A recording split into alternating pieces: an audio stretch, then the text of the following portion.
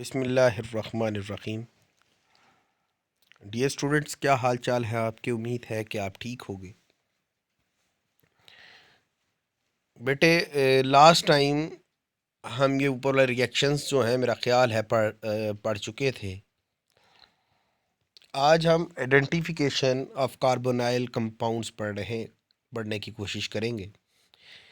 यानी कि अगर हमारे पास कोई कार्बोनाइल कंपाउंड है, यानी कि कोई अल्डिहाइड है या कीटोन है, आपको पता है दोनों ही सेम फिज़िकल प्रॉपर्टीज़ रखते हैं। तकरीबन दोनों की फ़िज़िकल अपीयरेंस जो है वो सेम होती है। इसलिए इनको हम किसी टेस्ट के ज़रिए ही आइडेंटिफाई कर सकते हैं कि कीटोन कौन है और अल्डिहाइड कौन है।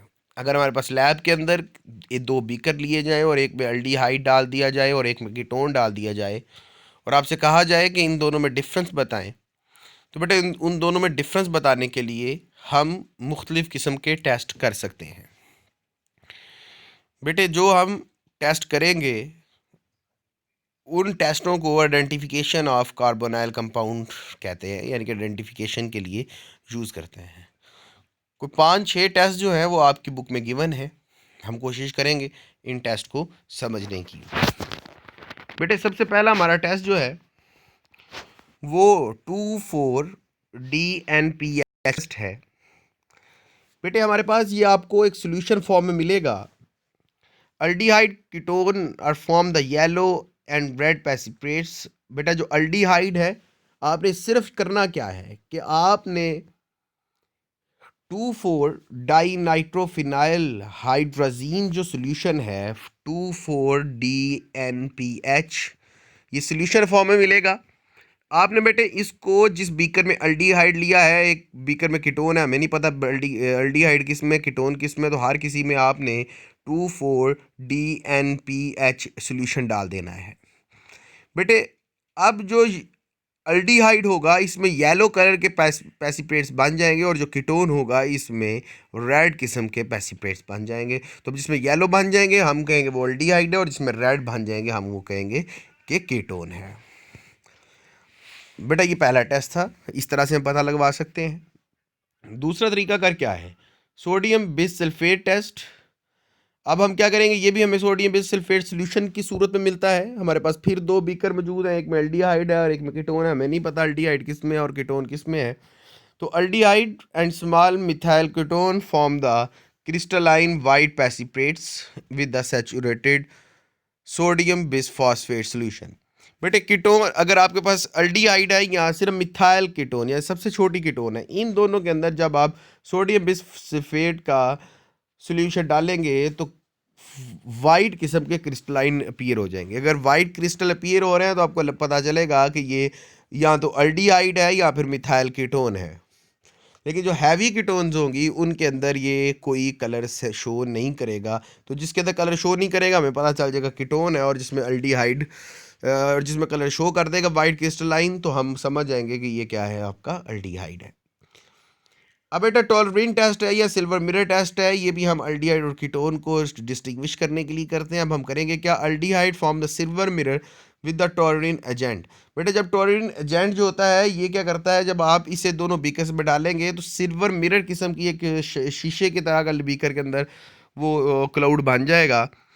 Add tolerant agent and aldehyde solution the test tube and warm, इसे गर्म करेंगे and the silver mirror form, silver किस्म का जो शीशा है वो टेस्ट ट्यूब के अंदर आपको मिला बनता हुआ नज़र आएगा। बेटे, अब अगर आपने दो बीकर लिए हुए हैं उसमें टॉलरेंट टेस्ट सोल्यूशन आपने डाल दिया है और फिर उसे गर्म किया है तो जिसके अंदर सिल्वर मिरर बन जाएगा जिस टेस्ट ट्यूब के अंदर या बीकर के अंदर, बेटे हम वो कहेंगे अल्डिहाइड है और कीटोन ये टेस्ट नहीं दे सकते।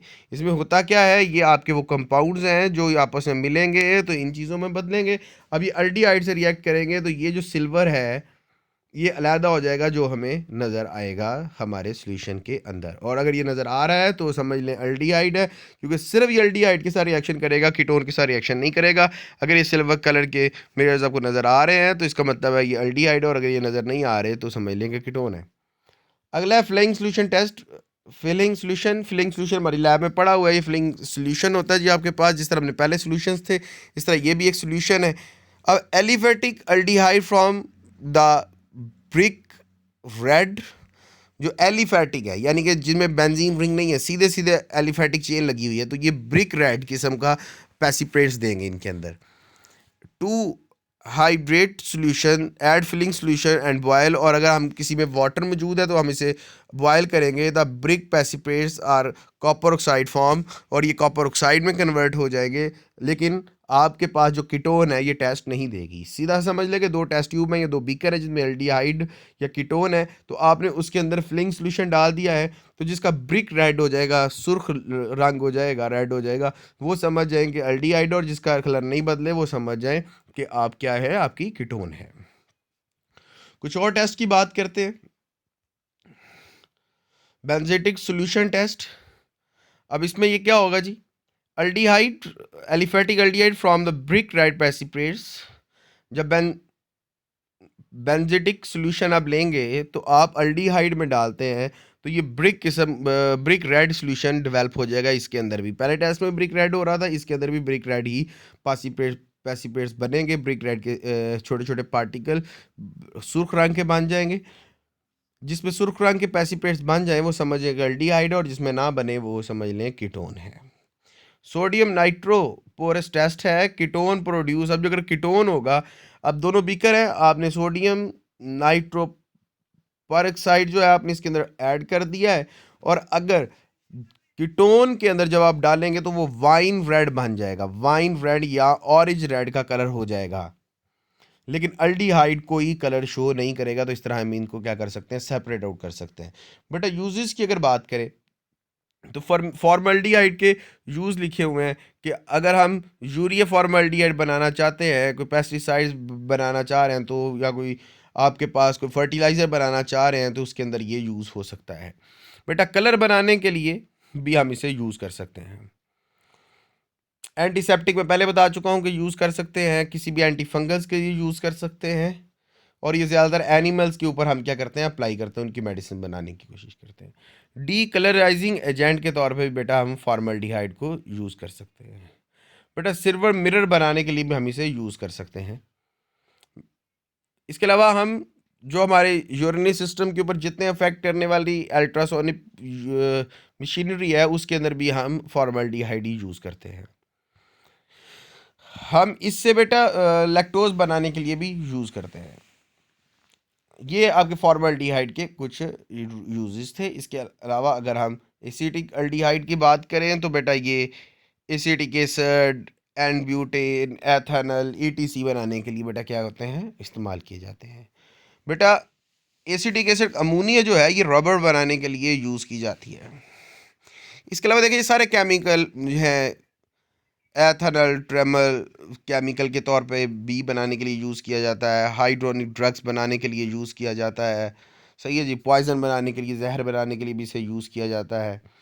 बेटा इसके अलावा जो एंटीसेप्टिक इनहेलर्स होते हैं ये बनाने के लिए भी एसिटल्डिहाइड यूज़ किया जाता है। इससे भी आप सिल्वर मिरर्स बना सकते हैं। इसके अलावा आप फ्लोरिक रीजन जो सिंथेटिक जो ड्रग्स हैं ये भी बेटा इसके साथ आसानी से बना सकते हैं। बेटा ये थे हमारे आज के इस टॉपिक के कुछ हिस्सा जो हमने आज डिस्कस किया है। इसके अंदर बात करूं तो ये आज का टॉपिक जो है इस चैप्टर में शॉर्ट क्वेश्चन के लिए अहम है। बेटा शॉर्ट क्वेश्चन आ सकते हैं, इन टेस्ट में से कोई एक शॉर्ट क्वेश्चन आ सकता है, या ये दोनों यूजेस आ सकते हैं। इनके साथ साथ 8 यूजेस यहाँ पे बताए हुए हैं, कुछ 4-5 कम से कम 5 यूज़ आपको आने चाहिए। सारे भी याद करें तो अच्छी बात है, कम से कम 5 यूज़ हर किसी के आने चाहिए। टेस्ट है, शॉर्ट क्वेश्चन आ सकते हैं। अगर हम इस चैप्टर का एक बगौर मुशाहदा करें कि जो चैप्टर हमने पढ़ा है, तो मेरे ख्याल में इनके इनिशियल हिस्सा जो हमने पढ़ा था ये फॉर्मेशन वाला, ये आपके पेपर पॉइंट ऑफ व्यू से ज़रूरी है। उसके बाद ये एक मैकेनिज़्म ज़रूरी है, जर्नल मैकेनिज़्म ऑफ रिएक्टिविटी का, न्यूक्लियोफिलिक एडिशन रिएक्शन का मैकेनिज़्म।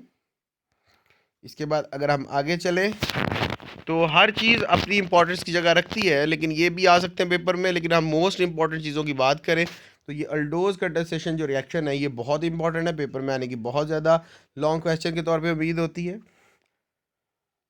उसके बाद हम अगर आगे चलें तो हमारा ये जो कैनिज़ोरो रिएक्शन था, ये इसके बाद एक मोस्ट इंपॉर्टेंट क्वेश्चन था कैनिज़ोरो। और कैनिज़ोरो के बाद अगर हम आगे बात करें तो उसके बाद आपके ये जो आज हमने टॉपिक पढ़ा है टेस्ट फॉर आइडेंटिफिकेशन।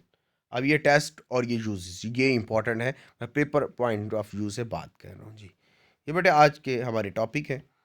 तो इसी के साथ हमारा 12th चैप्टर ख़त्म होता है। इंशाल्लाह हम 13 चैप्टर शुरू करेंगे और उसे फिर ख़त्म करेंगे। उसके बाद हम फर्स्ट चैप्टर को स्टार्ट करने की कोशिश करेंगे जी। इसके साथ ही आज की क्लास यहीं तक। अपना बहुत सारा ख्याल रखिएगा। अल्लाह हाफिज़, फ़ी अमान अल्लाह।